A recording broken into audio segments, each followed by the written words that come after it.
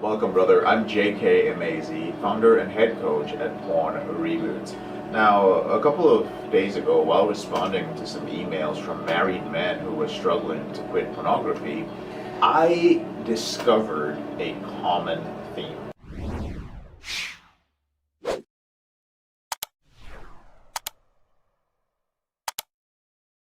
If you are a married man who is unable to control his behavior with porn and masturbation, you likely feel that you have some sort of virtue, some sort of redeeming quality which actually justifies your behavior. Now, in my porn addict days, my go-to was, at least I'm not doing drugs, I'm not getting high, I'm not hooked on heroin, it's just pornography, it could be worse.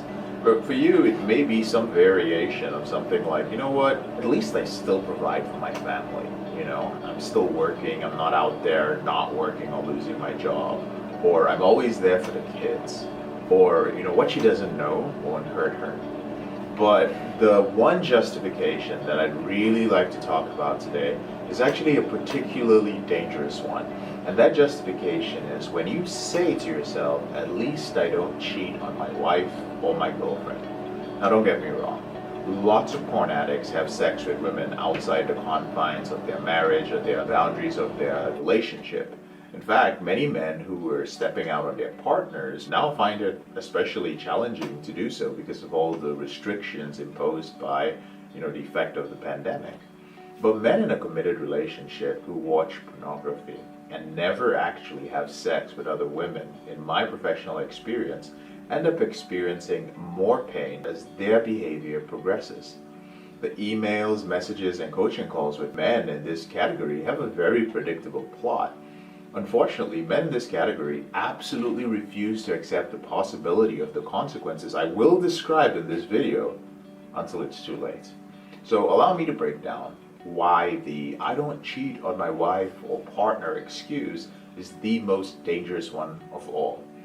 Firstly, it shows that you place your sexual commitments to your wife or your partner above all other commitments, right? You actually elevate its importance to such a high level that lying, spending time with pornography instead of her, wasting money via underperforming at your career, and loss of attraction to her due to your conditioning to pornography are actually justified as lesser evils. The interesting thing is that it isn't your love, partnership, caring, or interest in your partner that is held as a strong virtue. It's actually your sexual commitment to her. So this raises the question, why is sexual commitment to your partner more important than anything else, right? Perhaps it's societal and religious conditioning. Maybe it's the fear of thinking that she'll leave you if she finds out that you've been having sex with other women, right? Or viewing pornography, or whatever the case may be. Or you can't bear the thought of hurting her. Whatever the reason might be, one thing is certain. Married or attached men who carry this belief suffer more than other men for a few reasons that I have observed. The first is that in many cases, your wife or girlfriend will end the relationship. Over 80% of divorces are initiated by the female spouse. Here's a fact for you. In nature, it's the female in a species who determines how long a relationship or pair bonding lasts, not the man. The second is that there is a high chance that when your wife or girlfriend finds out, she will treat your behavior with pornography as infidelity anyway, even if she was previously cool with you watching pornography. As it becomes apparent that you have a problem, you'll be treated as if you were having sex with multiple women. This is simply her way of emotionally processing your problem. Since she doesn't understand that you just can't stop, she'll come to the conclusion that you obviously crave sex with other women.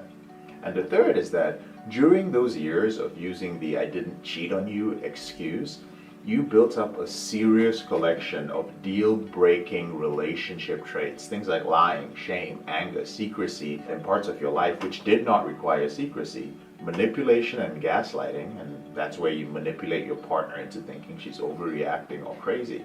So if and when your relationship, or rather if or when your relationship ends, all that's left is you and all these unhealthy traits that you never prioritized taking care of.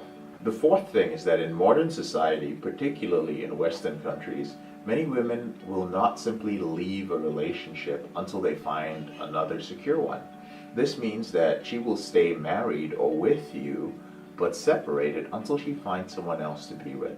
In blunt terms, she'll start having sex with someone else while you are both still in a relationship. Now, if at this point you're thinking like this can't or this won't happen to you, that's fine. Visit our free Facebook group. There's a link to it in the description below the video. There are dozens of painful stories and solutions, of course, for men whose wives and partners ended up having affairs shortly after they found out about their husband's porn addiction. These men were usually clueless to it. Sometimes it's a woman's way of coping with the pain and just, getting even. It's her way of saying, I'll make you feel how I feel. Unfortunately, in most cases, it works just a little too well. See, for the man who held the "at least I never cheated on her" excuse as a virtue, the pain of her action is absolutely devastating. See, all those years of patting yourself on the back, telling yourself that you weren't hurting her, you start thinking of all the opportunities that you had to cheat, but you instead chose to watch porn and masturbate because you were a good husband or a good boyfriend. You start to think, oh my God, all of that was for nothing. She fucked someone else. Your porn-warped mind can't help but replay 100 different ways that it must have happened. And it breaks your heart to think that your wife, your woman, is having sex with someone else. But it doesn't end there.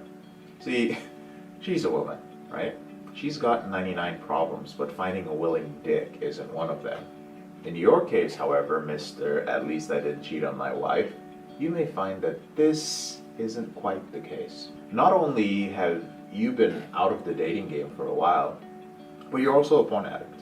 Okay? You're a porn addict who just torpedoed his relationship and found out that his partner is having sex with other men because, as far as she's concerned, you're done.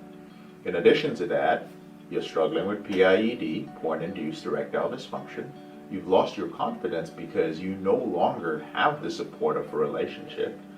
You've spent years in isolation and fantasy. Your only non-work related interaction with women is ogling them in public or masturbating with them on chat sites. You have no idea how to deal with the pain, so you dive deeper into your addiction. I'm just going to stop here, okay, because this is painful for me to talk about. There are men out there going through this right now. And if you're one of those men, I want you to know that regardless of how your relationship turns out, one thing is certain. You must end your compulsive behavior with pornography and masturbation in order to experience true happiness and contentment in your relationship. Losing a relationship to pornography hurts. Having a partner have sex with another man is frustratingly painful. But I want you to know that if you're already in that situation, you will move on from it. You will heal, and you will be happy again.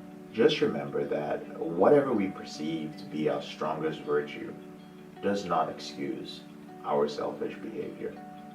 I'm JK, your brother in the struggle. Thank you so much for taking the time to watch this video. Now, if you find these videos helpful, support our channel by subscribing, by sharing this with other brothers whom you feel might benefit from it. If you're in another forum, if you visit a church, if you work with a youth group, if you have a counselor or an addiction recovery group, where you feel that they might benefit from some of the concepts here, don't hesitate to bring up our channel, PornReboot, JK Emezi, and we'll be happy to help them, to talk to them, to speak, to send them free material. And speaking of free resources, there are a couple of ways that we can help you for free to end your out of control behavior. The first way is to download a free copy of my ebook. There is a link to it just in the description right here below this YouTube video. And it's a very short ebook, brother. It's the roadmap, the guide to ending your out of control behavior. And you can hear from my clients who have been off pornography from 2 to almost 8 years now. We have clients who've been off porn that long. You can learn what exactly they did. So there's a copy to download the book called Confessions of a Porn Addict, 7 Secrets of Porn-Free Men.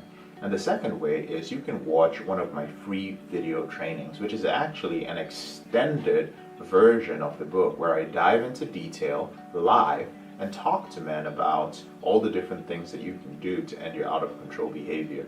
So if you've never had a roadmap and you would like to have one, well, this is a great interactive way to make that happen. And the third way that I can help you for free is to join our free Facebook group.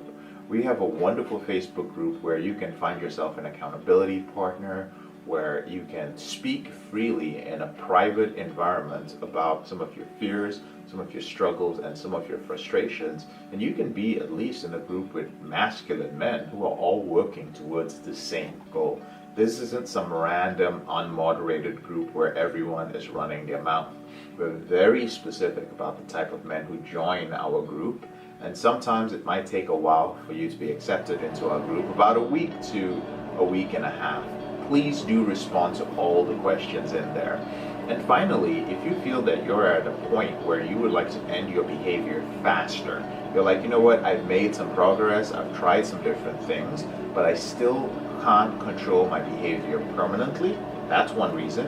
If you feel that you're at a point where you need a system, you actually need something that you can follow step by step that's going to give you predictable results, or if you would like to be around men who have seen the movie before, that means men who have traveled that path up the mountain and have their hands outstretched and are ready to pull you up, men who've actually ended their behavior, then you may be a good fit for one of our group coaching programs. We have two group coaching programs. One is called the Implementation Program and one is called the Intensive Program. And there's a link in the description below this video to schedule a call with one of my Reboot specialists. Just to be clear, all my Reboot specialists have recovered, their brains are rewired, they've worked with me for quite a while, and they are the ones who make a decision and find out whether you are qualified for my program or not. If you get into the program, you will have the opportunity to have one-on-one coaching with me for an entire year for one program and for up to 90 days, including group coaching in another program. So there's a link to fill out a survey, find out if you're qualified, and if you are, I'd love to speak with you. I'd love to support you on your journey. Have a wonderful day, and I'll speak to you later on in the week.